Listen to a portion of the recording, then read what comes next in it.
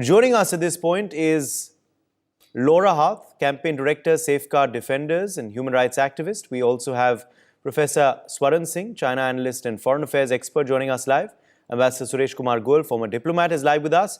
Gautam Mukherjee, Senior Journalist, also joins the broadcast. Professor Swaran Singh, now this is something that we all knew was happening. It's not surprising, it's not shocking, because we all knew that this was exactly what was happening within China.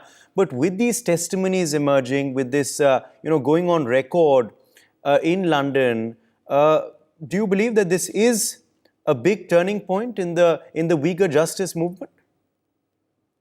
I think it's clearly a step forward in reinforcing and reiterating indictments or expositions of what one after another reports. One can go back to 2018 New York Times revelations, and now this Uyghur Tribunal in London, which is a non-governmental people's initiative. And we have seen these leaks talking about certain documents called Xinjiang Papers, linking to the top leadership, both President Xi Jinping and his Prime Minister, Premier Li Keqiang, being directly linked to what is happening on the ground. But as Laura just mentioned, I think now the next step, which is perhaps relatively complex, is to take action. And we all understand that China is signatory of International Convention on Economic, Social and Cultural Rights, which it signed in 1997, ratified in 2001. It is also signatory to the International Convention on Political and Civil Rights. It has not ratified that one. So there are mechanisms under which China can be taken to task, at least in naming and shaming exercises. But we need to understand as to what are the limitations. This is a far cry to keep indicting China of what is happening in China. But look at the big three countries which have Muslim populations, on Indonesia, Pakistan and India. Look at their track record on how do they vote when it goes to General Assembly passing resolutions of similar indictments to Chinese. Of course, you can never talk about Xinjiang and issues like this in UN Security Council because China sits there and has a veto. And that's one way of looking at it. What are the countries that have enormous amount of number 1, 2, 3 position in terms of Muslim populations? What is their response to these issues, even when it comes to UN General Assembly? Look at other major countries who apparently project themselves as spokespersons for the Muslim world. Saudi Arabia, MBS, Mohammed bin Salman, he has given repeatedly certificates to China, saying that China is fully legitimate to do things to control terrorism, extremism, and radicalism. Turkey used to be another great hope from 50s. Uyghurs used to find asylum in Turkey. Till 2008, Turkey was critical of China, but with the President Erdogan, completely silent now. Any other example you could look of Muslim world or countries with large Muslim population being silent, even United States, which you remember Trump with his all confrontationist policies had passed something called Uyghur Human Rights Policy Act in 2020. There is absolutely no reference to it in the official language of United States now.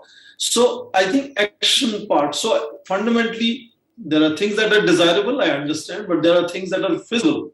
And in that sense, I think increasingly, several countries are also conscious of their own minorities in their own countries and policies and nationhood. And therefore, that sometimes also guides them as to how they wish to take on these issues. And unless these major stakeholders are willing to stand up to China, I don't think it will move any further than indictments that we've seen happening one after another. They serve certain amount of purpose, but they lead us absolutely nowhere. And in that sense, I think, as Laura mentioned, the larger formidable challenge for the world perhaps is, if you want to take on this issue vis-a-vis China, is how to move from indictments to action. And as of now, that appears fairly unsurmountable task. On the possible now next steps in pragmatic terms, what really realistically can be done and will be done, Professor Swaran Singh? I fully agree with Ambassador Goel that the only option here is UN General Assembly. As he mentioned, whenever UN Security Council gets into deadlock, initiatives have moved to UN General Assembly But let me add that in that case, the onus would lie primarily on countries that wield enormous influence in General Assembly, which is middle powers, emerging economies, or countries that have had enormous track record in contributing to international decision making and United Nations. So onus would lie on some of those countries. But let me also underline that one could also think of riding the bandwagon of this global debate now of redefining global supply chains and global value chains, which is a consensus now that world has realized that over dependence on China. You understand, China produces, manufacturing sector of China contributes 30% plus to the global manufacturing. The next largest manufacturing country is United States, which is half of China, about 16%. And the next country to that is Japan, about 7%. So China's leeway, not just in deep pockets, but in terms of manufacturing and trade, etc., is enormous. And therefore, one could ride this wave of redefining supply chains, etc., to redistribute and reduce the dependence on China over a period of time that perhaps potentially in coming decades make it possible that some countries could perhaps think of sanctions against China. Right now, it is United States seeking, a summit meeting with Xi Jinping. It's not Xi Jinping seeking meeting with Joe Biden. It's reversed now. So in that sense, I see absolutely nothing other than lip service that might come from United States. And if any action could happen against China, it could be very incremental, very innovative, and potentially perhaps in 2030s or beyond. Nothing before that. So it has to be a long haul, and that kind of strategy is where I think this civil society, NGOs action could create certain awareness over a period of time that world needs to come together.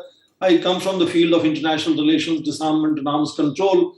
For the last 35 years, states have done nothing in terms of arms control and disarmament. Nothing has happened in disarmament conference in Geneva. All initiatives have come from civil society, retired foreign ministers, other iconic leaders. So maybe in this sector as well, you could see certain contribution of these so-called non-state actors, NGOs and civil society in generating awareness, in generating documentation, but action perhaps would require states to come into sort of action, and that would take, I think, nothing less than a decade. If we continue working on it, if we stop working on it, if China is able to influence, you have to read just the latest book Kishore Mehbubani has published, who's talking about West should now give up this fight against the rest of the world. The rest of the world has woken up, and West absolutely no longer guides global trends and trajectories. So if you follow the global trends the way they are moving, you have to understand China's leverages. I'm not saying that what is happening is good, but what are the leverages world has against China? I think that is also something we need to reckon with.